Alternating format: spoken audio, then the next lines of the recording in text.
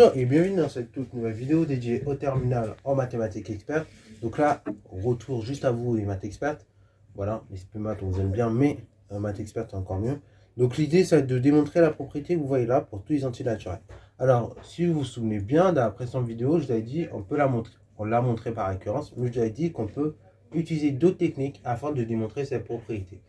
L'une de ces techniques va consister par passer par la congruence. Ok, voilà, donc ça va être la technique ici que je vais employer. Et donc, let's go, hein. Part mon kiki. Donc, vous pouvez mettre la vidéo en pause afin de réaliser cet exo. Et ensuite, on va tout simplement corriger. Sur ce, donc, correction. Alors, du coup, on va tout de suite démarrer. Donc, quel que soit n appartenant à l'ensemble des entiers naturels, que peut-on dire de ce terme-là? Ok, 3 puissance 2n plus 1. Et 3 puissance 2n plus 1, déjà, je peux donc dire que c'est égal à 3 puissance 2, le tout à la puissance n, fois 3 puissance 1. Ok, en fait, c'est 3 puissance 2n fois 3 puissance 1.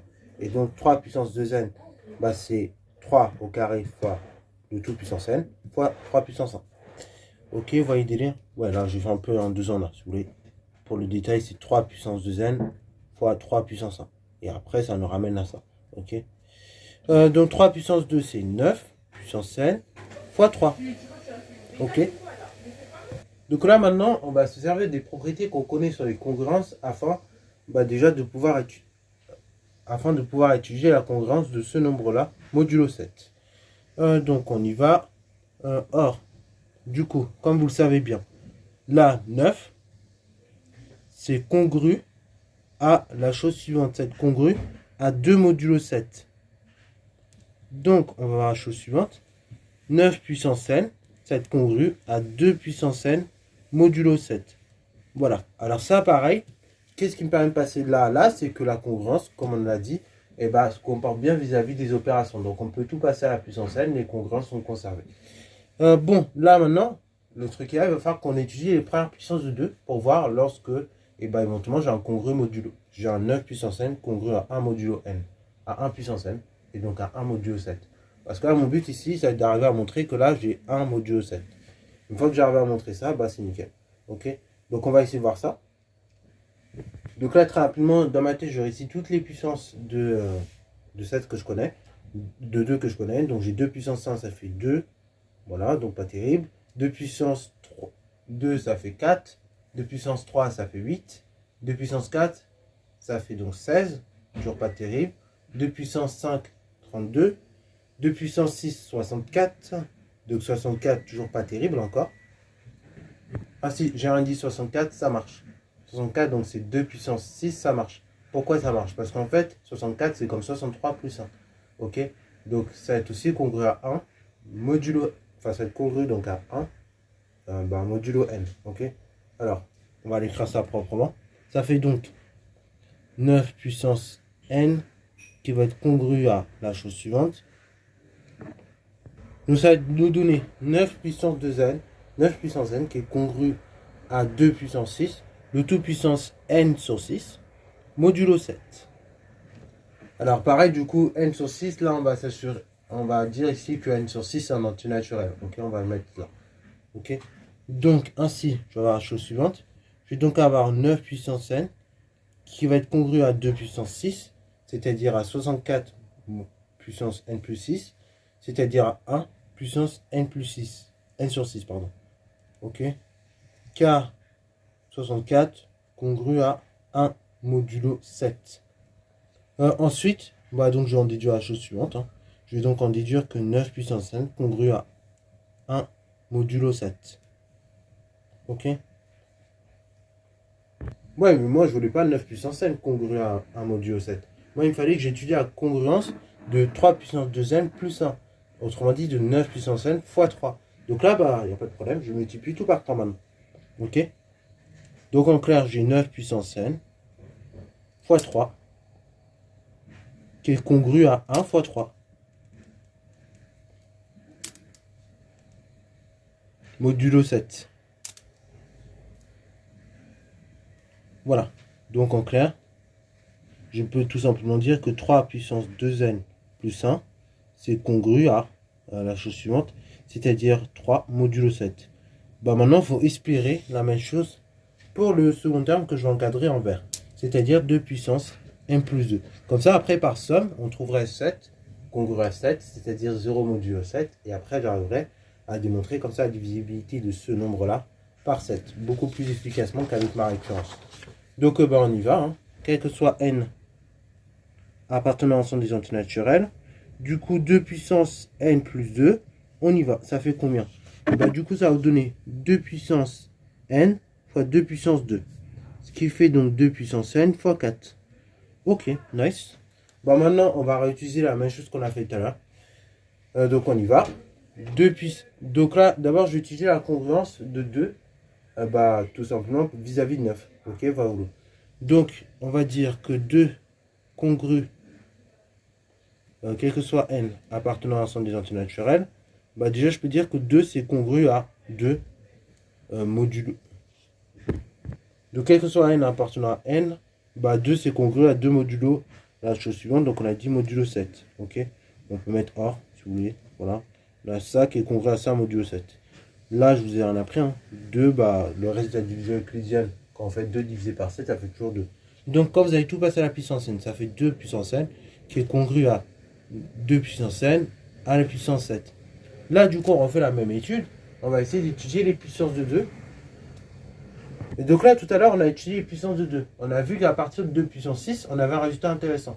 Ok, on avait un résultat intéressant puisque ça a commencé à être congru à 1 modulo à 1. Ok, à 1, donc modulo, quoi ça s'appelle, n divisé par 6.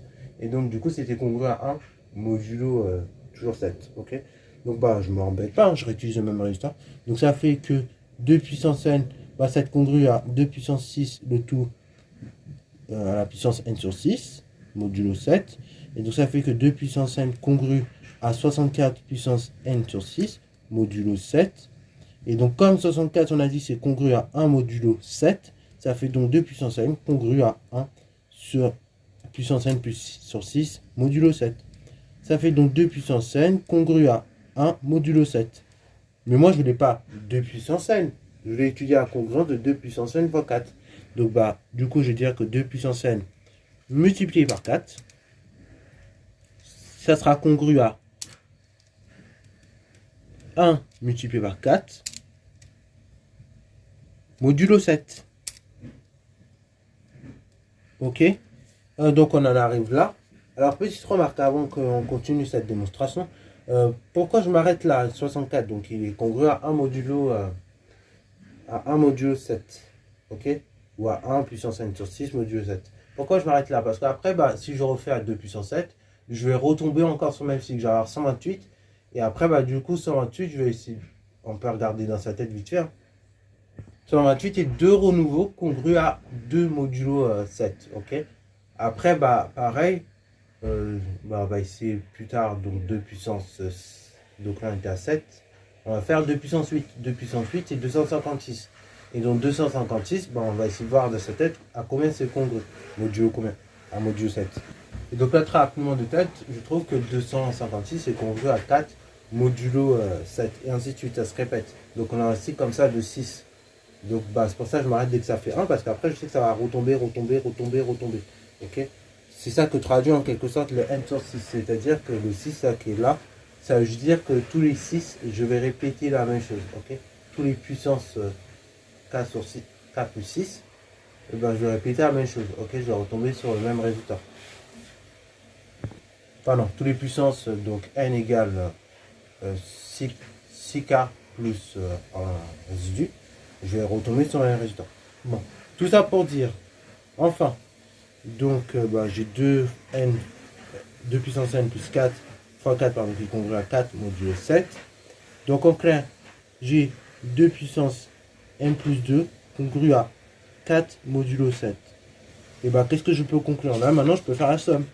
Donc, enfin,